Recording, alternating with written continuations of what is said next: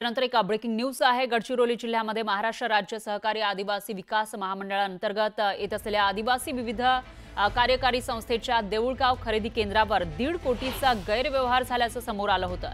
दरम्यान 2024-25 या चालू वर्षीही याच देऊळगावच्या आदिवासी विविध कार्यकारी संस्थेत 2.25 कोटी रुपयांचा गैरव्यवहार उघडकीस आलाय।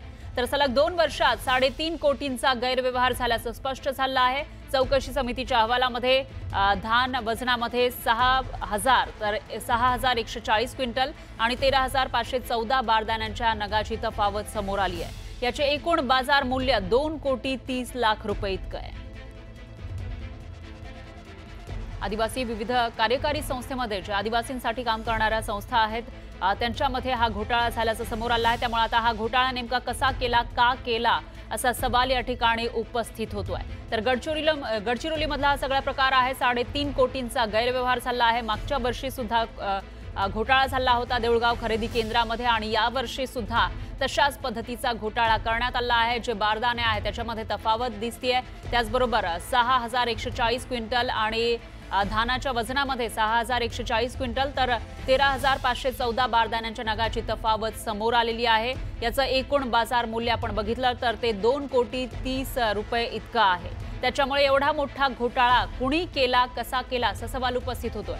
आणि या विषयी अधिक माहितीसाठी आपले प्रतिनिधी महेश तिवारी हे आपल्यासोबत जोडले गेले आहेत। महेश, आदिवासी भाग आहे हा आणि या ठिकाणी अशा पद्धतीने गैरव्यवहार केले जात आहेत। नेमका कोणी हा गैरव्यवहार केला आहे आणि काही कारवाई झाली आहे का?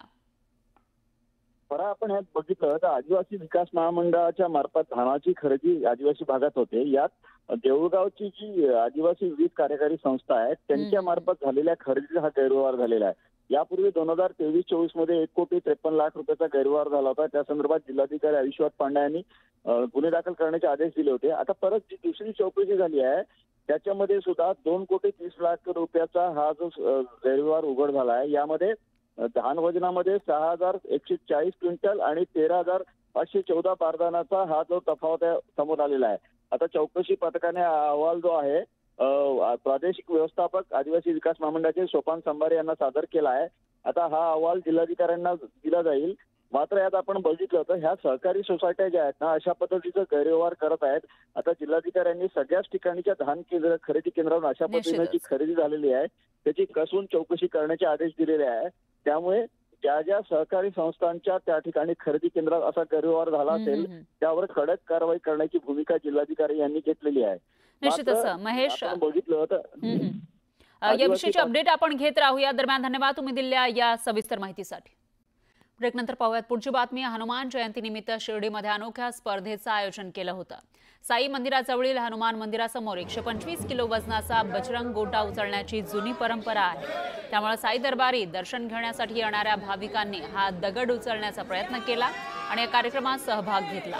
शिर्डी ग्रामस्थ आणि क्रांती युवक मंडळाच्या वतीनं हनुमान जयंतीनिमित्त या कार्यक्रमाचं आयोजन केलं होतं।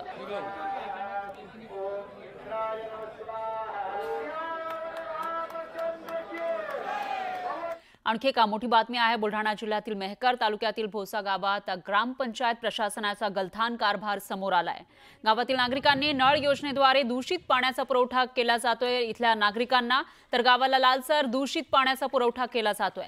दरम्यान दूषित पाण्यामुळे नागरिकांचं आरोग्य धोक्यात आलंय। तर संपूर्ण प्रकारावर ग्रामस्थांनी संताप व्यक्त केला आहे। आपण बघू शकतोय अशा पद्धतीचं पाणी या ठिकाणी नळाद्वारे येत आहे।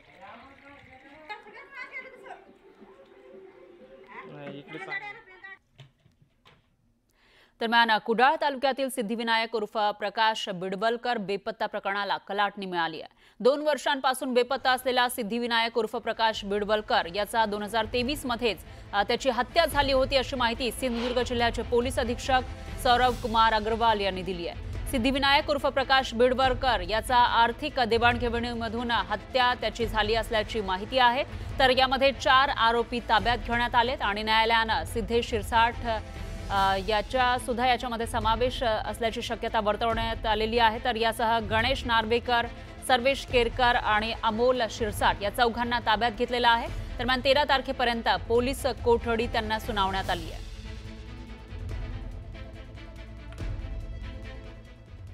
आणखी एका मोठी बातमी आहे. शिवसेना युबीटी पदाधिकाऱ्याचा शिंदेंच्या विभाग प्रमुखावर हल्ला पाहायला मिळालाय. शिंदेंच्या पक्षात प्रवेश केल्याच्या रागातून हा हल्ला केल्याची माहिती आहे. प्रमोद पांडे हल्ल्यामध्ये जखमी झाल्याची ही माहिती आहे. तर उल्हासनगर शहरामध्ये तणावाचं वातावरण आहे.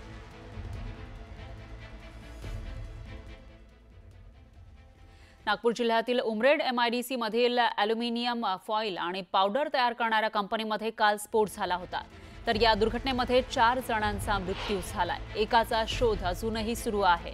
या कामगार कंपनीमध्ये एकूण 150 कामगार आहेत. तर सायंकाळच्या शिफ्टमध्ये अंदाजे 150 कामगार कामावर होते. स्फोट झाल्यानंतर आगीचा भडका उडाला. दरम्यान आपला जीव मुठीत घेऊन कामगार बाहेर धावत सुटले. त्यामुळे अनेक कामगार थोडक्यात बचावले, पण 4घांचा मृत्यू झालाय.